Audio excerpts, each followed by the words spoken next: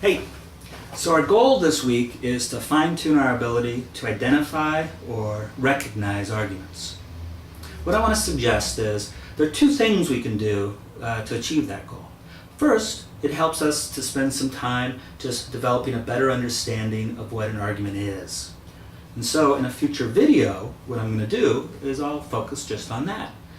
We'll have a little time where we look at a definition of an argument, and then we're also going to spend some time trying to better understand the parts of an argument.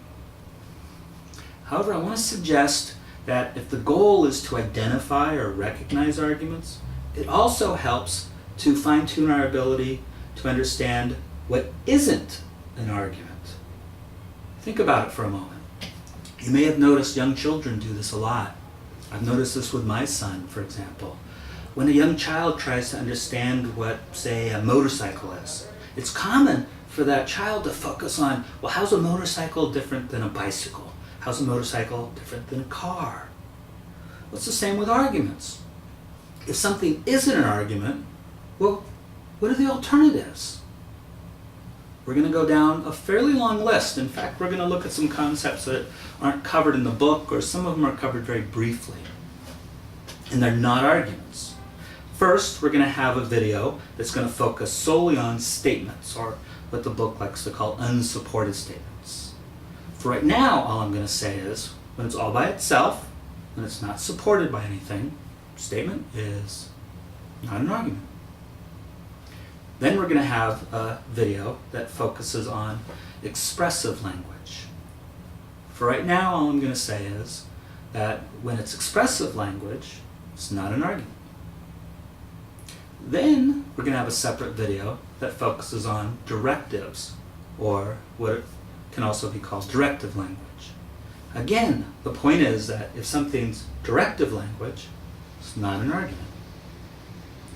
Then we're going to have a video on performatives, or what's called performative language. And once again, for right now, all I want to stress is they're not arguments.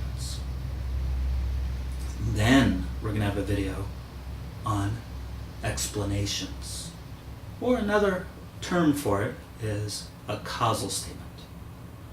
For right now, all I want to stress is, once again, not an argument.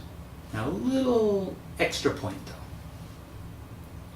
Notice explanations, at least the way the word is being used in our book, another term for it is causal statement. So I am going to point out that a explanation, or causal statement, technically it's a subcategory of a statement. It's a type of statement. But like all statements, when they're by themselves, when they're not supported, then not an argument. Then we're going to have a video that focuses on conditional statements. Once again, notice the word statement is right in the name. Technically, a conditional statement, or sometimes it's called conditionals, they're a subcategory of statements. And like all statements, when they're by themselves, when they're not supported, not arguments. Lastly, we're going to have a video that focuses on illustrations. For right now, again, you can guess it. All I want to stress is illustrations, not arguments. So the goal here is, by the end of all this, hopefully I'll be able to give you an example. And then I could ask you questions like, is this an argument? And if you think it is an argument, then I can ask a follow-up question.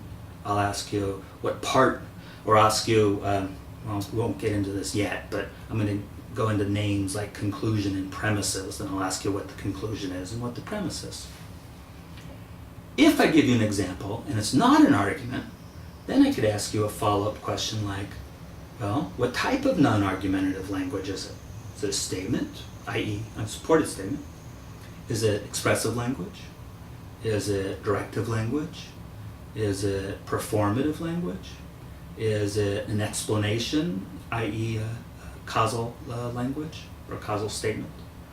Is it a conditional statement, or conditional? Is it an illustration? Now, I will, for at least, I can't remember to be honest, I think for 2 or 3 weeks, you will get some questions on the homework that just ask you, is something a statement or not? But after, I think it's 2 or 3 weeks, you won't be asked that question anymore. It does help us to spend some time trying to differentiate between statements and the other things. Again, and primarily this is because it is important to notice that explanations and conditionals, technically they are statements. And it's helpful to understand that for reasons we'll get into later. And so you'll get some questions that just ask you, is it a statement or not? But the primary goal here is to just fine-tune our ability to recognize when something is an argument. If it is an argument, well, can you identify the conclusion and the premise or premises? And then, if it's not an argument, well, what is it? Which of the alternatives do you think it is? So, as you can see, we're going to have a fairly long list of videos coming up. In the upcoming days, I'll be posting a video for each of those concepts. See you then.